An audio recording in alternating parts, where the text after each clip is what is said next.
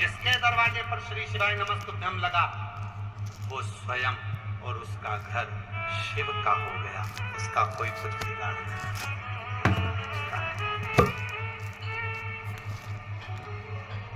और हम तो ले लिया, पर ब्राह्मण कर्म नहीं करते। ब्राह्मण कर्म किसको कहते हैं? केवल पूजन कर लेना, मंत्र पढ़ लेना, कर्मकांड कर लेना, पोथी पढ़ लेना, भजन कर लेना, ये भी अलग बात है। ब्राह्मण का कर्म है दूसरे पर दया करना, क्षमा करना। कोई लाख गलती कर दे तो भी तुम्हारे भीतर वो भाव होना चाहिए, क्षमा बड़न को चाहिए, छोटे को उत्पाद। तुम बड़े हो तो क्षमा करना प्रारंभ करो। क्षमा हो गई, हो गई क्षमा। शिव पुराण को देवराज कभी ब्राह्मण कुल का कर्म नहीं करता, बल्कि उल्टा कर्म करता, झगड़ा करता। ब्राह्मण के घर में लेकर बात करना ये ठीक नहीं। ब्राह्मण का सबसे बड़ा कर्तव्य होता है, ध्यान देना जरा। पिताजी ने कहा परशुराम भगवान से, तेरी माता का शीश काट दे और तेरे भाइयों का शीश काट दे। परशुराम भगवान के भाइयों से कहा था, उन्होंने शीश नहीं काटा। परशुराम जी से कहा, तेरी माता का शीश काट, तेरे भाइयों का शीश काट। पिता का कहना माना, पिता प्रसन्न हो गए। देखिए अब ब्राह्मण का कर्म, एक क्षण क्रोध आ भी गया तो दया कितनी बड़ी होती है वो देखिए। क्रोध आया, शीश काटा, पिता का कहना माना। अब पिताजी ने कहा, मैं खुश हो गया हूं तुझ पे, तूने मेरा कहना माना, मांग तुझे क्या चाहिए। परशुराम भगवान जी ने कहा, मेरी माता को और मेरे भाइयों को जीवित कर दो, इससे ज्यादा कुछ नहीं चाहिए, इससे ज्यादा कुछ नहीं। जिसके अंदर दया का भाव है, जिसके अंदर क्षमा का भाव, जिसके अंदर समर्पण का भाव, जिसके अंदर प्रेम का भाव, वही श्रेष्ठ।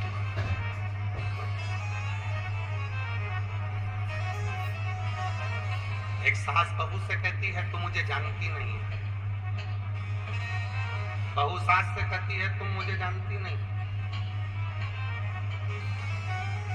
महाराज, हम एक दूसरे को जानना नहीं है, हमें एक दूसरे के प्रति समर्पित।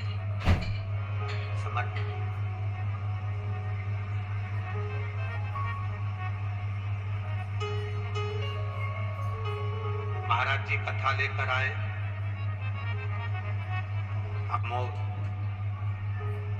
अम्बुजानंद महाराज जी। एक संत, एक साधु अगर कथा लेकर आया है तो वो खुद के लिए नहीं लाया, वो कथा लाया है आपके लिए, कि हमारे नगर में कथा हो तो आप लोगों को श्रवण करने का।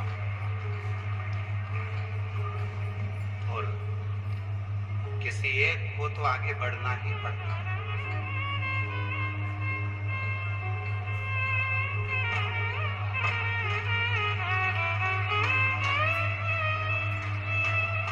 किसी एक को तो आगे बढ़ना ही पड़ता है। और जब तक वो आगे नहीं बढ़ेगा तब तक पीछे जितने डब्बे लगे हैं वो स्टेज पर नहीं। एक बार महाराज जी के लिए जोरदार ताली बजाओ, जिनका अथक प्रयास। और होता है, पहले दिन की कथा रहती है तो थोड़ा सा बारात एकदम आती है और इतना अंदाजा किसी को नहीं रहता। सही बताए ना, आज के जमाने में शिव पुराण के भक्तों का गिनती करना बहुत कठिन हो गया, इतना कठिन हो गया कि समझना कोई नहीं समझ सकता। और अभी भी मैं पूरे दिल्ली वासियों से कहूंगा, शायद दिल्ली के इतिहास में ये पहली कथा है जिसके पहले दिन लाखों की संख्या में शिव भक्त यहाँ पहुंचे। दिल्ली के और आपका साथ दे रही है स्वयं मां पार्वती, आपका साथ दे रहे भगवान शिव, आपका साथ दे रहे मेरे शंकर भगवान। उनको मालूम है इतने सारे भक्त आएंगे, टेंट कम पड़ गए, जितनी देर तक कथा चले मेरा भोला बाबा छत्र कर कर पकड़ कर खड़ा हुआ है कि तुम कथा सुनो। बादल का एक टुकड़ा आकर सूरज के सामने लग जाता है। हमने अपने जीवन में 30 साल इस कथा को करते करते हो गए। 30 साल में शिव महापुराण की लीला देखी है।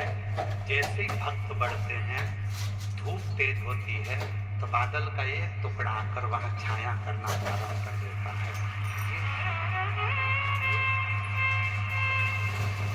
अपने 30 सालों में हमने ये चीज देखी। अब शिव की लीला से ज्यादा क्या देख सकते? शंकर भगवान की करुणा इससे ज्यादा क्या देख सकते? और एक चीज 30 साल में और देखी है, जो शिव पुराण की कथा में पहुंचा, आरती के बाद जिसने वहां नमन कर चरण रज को अपने मस्तक लगाकर दिल से झोली पसार जो निवेदन करा है, मेरे भोले बाबा ने 3 महीने में उसकी गोदी में दे दी। जो जैसी भावना, सबको बोलना है, सबको, जो जैसी भावना वो वैसा नहीं, खाली उसे लौटाया वो मन और कर दिया माला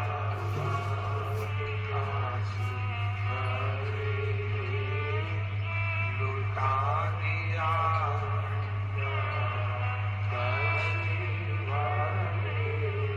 तुम जिस भाव से आए, तुम जिस हृदय से आए, तुम क्या सोच कर आए, तुम क्या विचार कर कर, तुम क्या तुम्हारे मन में चल रहा है, ये तुम्हारे ऊपर है, ये तुम्हारे ऊपर है। कोई दूसरा नहीं सोचेगा, प्रभु मन की दशा को सोचेगा। शिव जी का एक नाम है मन महेश।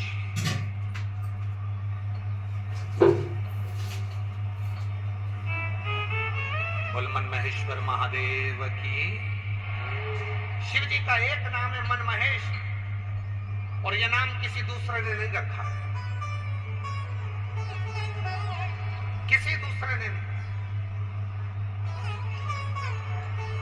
इस नाम को स्वयं भगवान विष्णु ने रखा, स्वयं भगवान नारायण।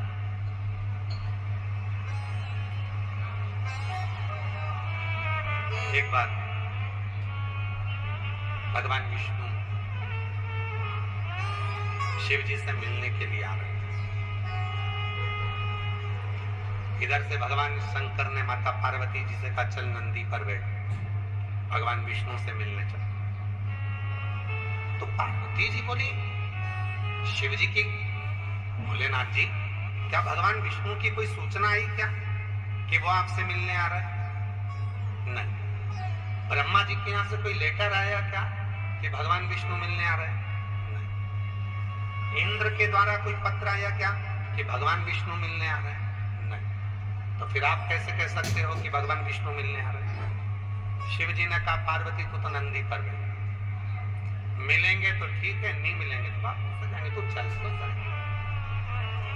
पार्वती जी को नंदी पर बिठाया और माता पार्वती और महादेव दोनों चल बीच में पहुंचे।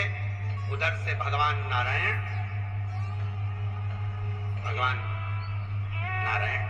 और इधर से भगवान शिव का मिलन।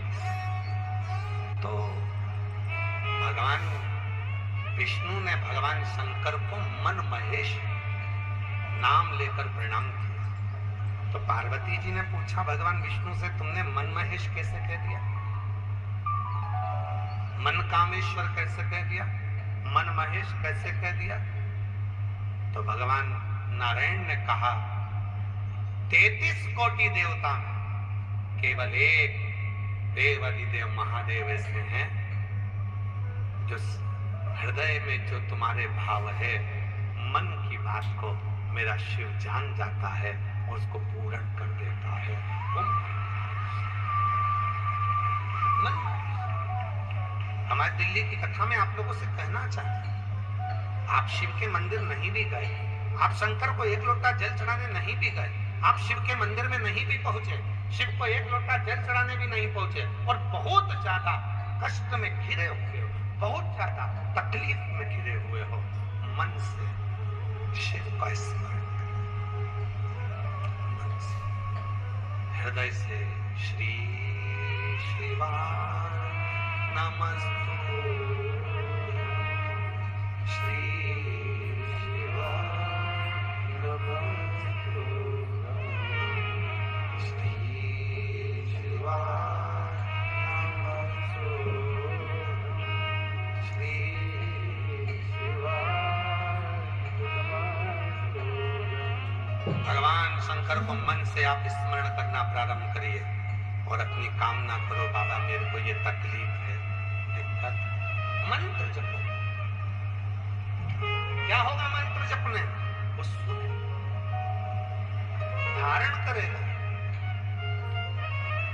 कभी होटल में खाना खाने गए हो? हाथ तो उठाओ। ढाबे पर कभी खाना खाने गए हो? होटल पर कभी गए हो? भले खाना खाने नहीं गए, नाश्ते की होटल पर कभी गए हो? गए तो होगे। होटल पर जाओगे, वहां जाकर आपको बोलना पड़ेगा, दाल लेकर आओ, रोटी लेकर आओ, सलाद लेकर आओ, पापड़ लेकर आओ, अचार लाओ, दाल नहीं खाना है तो सब्जी लाओ। आपको बोलना पड़ेगा। बोलोगे, बोलने से ही रोटी आती है।